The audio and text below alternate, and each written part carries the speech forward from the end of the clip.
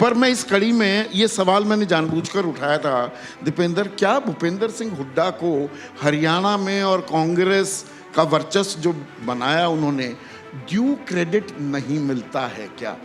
2019 के चुनाव, अब मैं याद करूंगा, 2019 के चुनाव में चुनाव से ठीक 1 महीने पहले ही कमान सौंपी गई भूपेंद्र सिंह हुड्डा को।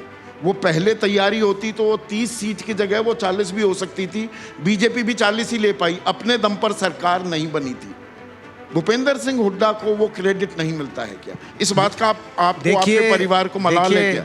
पुरानी क्या बात रही, मैं उससे आगे बढ़ते हुए 2019 की गलत जानकारी तो नहीं दे रहा, मैं वर्तमान स्थिति की बात करना चाहता हूँ। हम धन्यवाद करते हैं, मैं हरियाणा के कांग्रेस कार्यकर्ता के रूप में मैं धन्यवाद करता हूँ हमारे शीर्ष नेतृत्व का, केंद्रीय नेतृत्व का।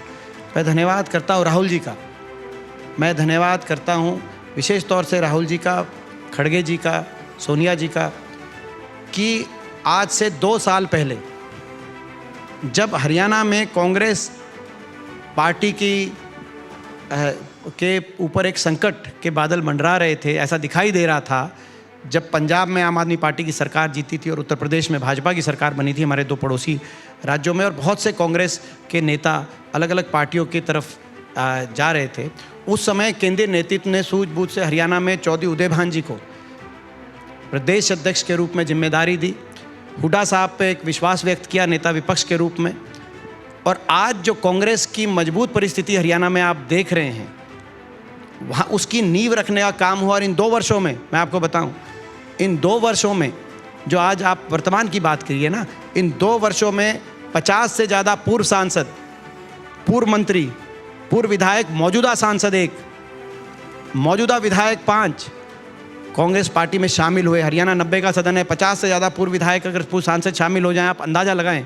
और ना सिर्फ ये मैं धन्यवाद करता हूं केंद्रीय नेतृत्व का कि उन्होंने जो ये हरियाणा में संगठनात्मक रूप से जो फैसले किए और एक दूरदर्शिता की सोच दिखाई, इसी के कारण, केंद्रीय नेतृत्व की इस दूरदर्शिता की सोच के कारण जब लोकसभा चुनाव हुआ, लोकसभा चुनाव में 28 राज्य हमारे हरियाणा प्रदेश, छोटा सा प्रदेश है, दिल्ली के 3 तरफ बसा हुआ प्रदेश है, 28 राज्यों में पूरे देश में अगर विपक्ष का सबसे अच्छा प्रदर्शन 28 राज्यों में इंडिया गठबंधन या विपक्ष का, तो वो तमिलनाडु के स्टालिन के नेतृत्व में, तमिलनाडु में नहीं, वो कर्नाटक में नहीं, केरल में नहीं, तेलंगाना में जहां हमारी सरकारें हैं वहां नहीं, दक्षिण में जो दक्षिण बनाम उत्तर की बात की जाती थी, किसी दक्षिण के राज्य में नहीं, 28 प्रदेशों में 47.6% सबसे ज़्यादा विपक्ष की कहीं वोट आई, तो हरियाणा दिल्ली के 3 तरफ बसे हरियाणा प्रदेश के अंदर आई और सबसे ज़्यादा वोट भी आई।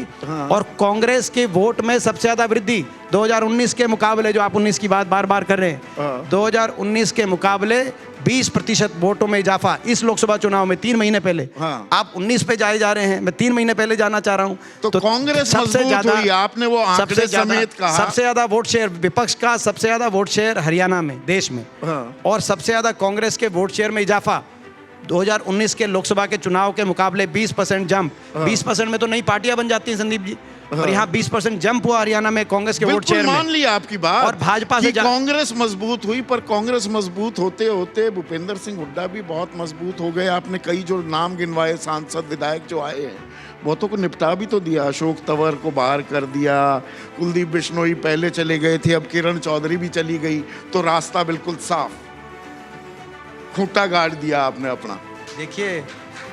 देखिए मैं कोई अगर एक आधा कोई अगर कांग्रेस पार्टी में आपने पिछले ये 10 वर्षों में बताया कि 2-3 उदाहरण जो कांग्रेस पार्टी छोड़ के कोई इधर उधर कोई गया है, तो मैंने आपको बताया कितने शामिल हुए हैं, कितने आए हैं। और कई तो ऐसे थे जो गए थे, वो 10 साल के बाद वापस आ गए।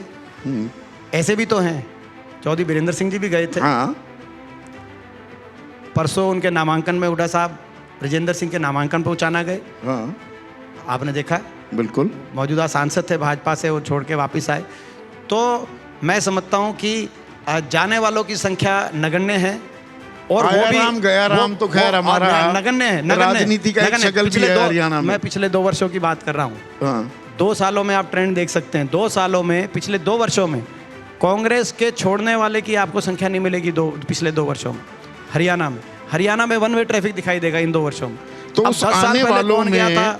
आने वालों में दीपेंद्र वो पहलवान भी आ गए। हरियाणा में कह रहे हैं इस बार 3 बड़े मुद्दे होंगे, पहलवान, जवान और किसान, ये 3 बड़े मुद्दे होने वाले हैं। तो ये विनेश फोगाट, बजरंग पूनिया आ गए।